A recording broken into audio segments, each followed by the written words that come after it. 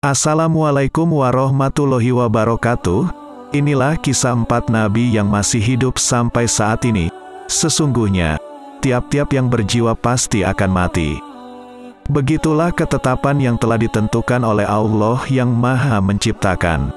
Namun, tersebutlah 4 manusia yang sampai detik ini belum juga dijemput ajalnya. Mereka adalah Nabi Idris alaihis salam, Nabi Ilyas alaihis salam, Nabi Khidir alaihis salam, dan Nabi Isa alaihis salam. Mengapa mereka semua dapat hidup hingga saat ini? Berikut kisah keempat nabi tersebut. 1. Nabi Idris alaihi salam. Suatu ketika Nabi Idris dikunjungi oleh malaikat Israel. Di kesempatan itu, Nabi Idris meminta malaikat Israel untuk mencabut nyawanya dan memohon kepada Allah untuk dihidupkan kembali dari kematian. Nabi Idris ingin merasakan pedihnya sakaratul maut, supaya ia dapat beribadah lebih giat lagi. Malaikat Israel menolak, sebab ia tidak dapat mencabut nyawa melainkan atas kehendak Allah. Maka turunlah wahyu yang memberitakan untuk mencabut nyawa Nabi Idris. Malaikat Israel pun melaksanakan perintah Allah sesegera mungkin. Melihat Nabi Idris yang menjerit kesakitan dan tergeletak tak bernyawa, membuat malaikat Israel bersedih dan memohon kepada Allah untuk membangkitkannya lagi. Atas izin Allah, Nabi Idris pun hidup kembali dan menyatakan bahwa pedihnya kematian seperti dikuliti hidup-hidup yang sakitnya 1000 kali lipat darinya. Setelahnya, Nabi Idris meminta malaikat Israel untuk membawanya melihat neraka, agar ia lebih takut kepada Allah Subhanahu wa Ta'ala. Akan tetapi malaikat Israel menolak lagi, namun Allah memberikan izinnya lewat wahyunya. Pergilah mereka ke neraka.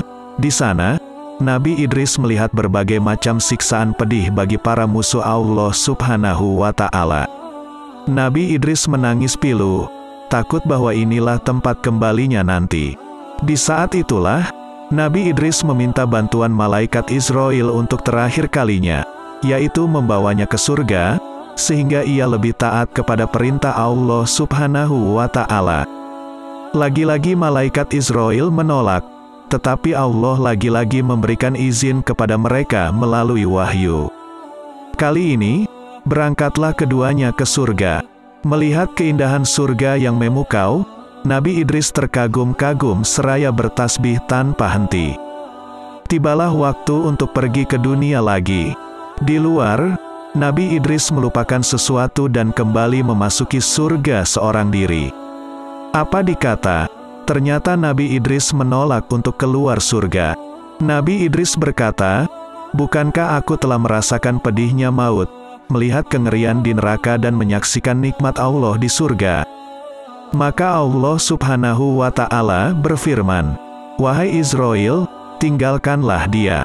Sesungguhnya aku telah memutuskan dia di zaman azali bahwa ia termasuk golongan ahli surga." Sampai saat ini, jasad Nabi Idris masih menetap di surga. 2. Nabi Ilyas alaihi salam. Tersebutlah Nabi Ilyas yang sedang beristirahat, didatangi malaikat Israel. Ia datang untuk menjemput roh Nabi Ilyas. Seketika, Nabi Ilyas bersedih, sebab ketika ia mati ia tak akan dapat berzikir dan bertasbih kepada Allah lagi.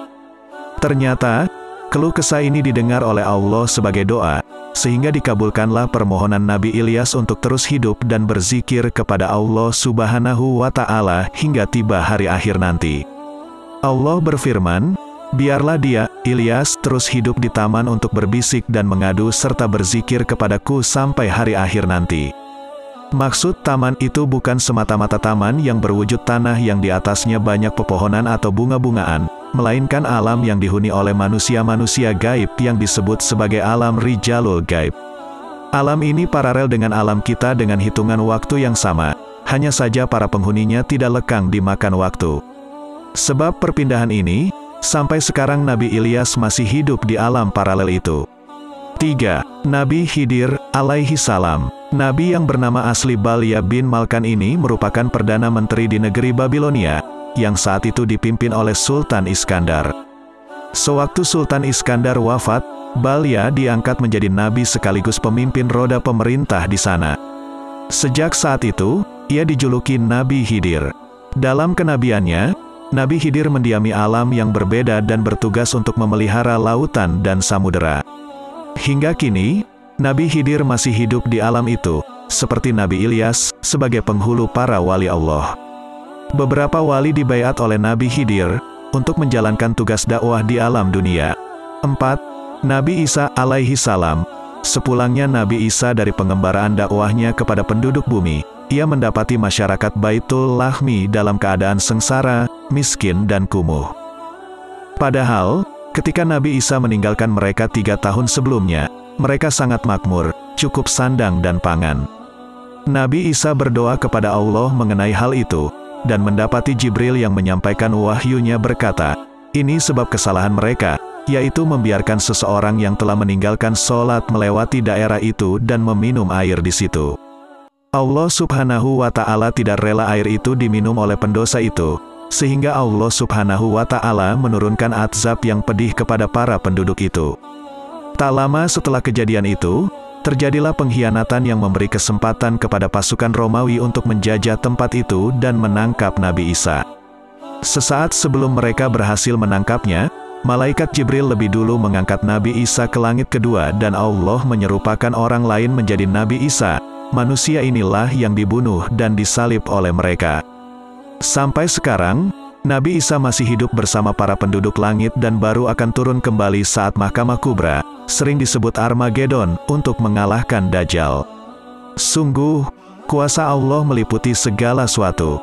Manusia-manusia pilihan seperti para nabi dan rasul, yang tetap bertasbih dan berzikir kepadanya, walaupun sudah mendapat jaminan Allah di surga, adalah motivasi terbaik bagi kita, manusia-manusia biasa yang penuh dengan dosa, untuk selalu bertobat dan memohon ampunan Allah Subhanahu wa Ta'ala. Ingatlah, kedatangan malaikat Israel tidak pernah dapat ditunda maupun diduga. Wallahu alam bisawab. Semoga kita bisa mengambil hikmah yang ada pada video tersebut, dan menjadikan sebuah tolak ukur dalam kehidupan kita. Sekian yang dapat kami sampaikan, kurang lebihnya mohon maaf. Assalamualaikum warahmatullahi wabarakatuh.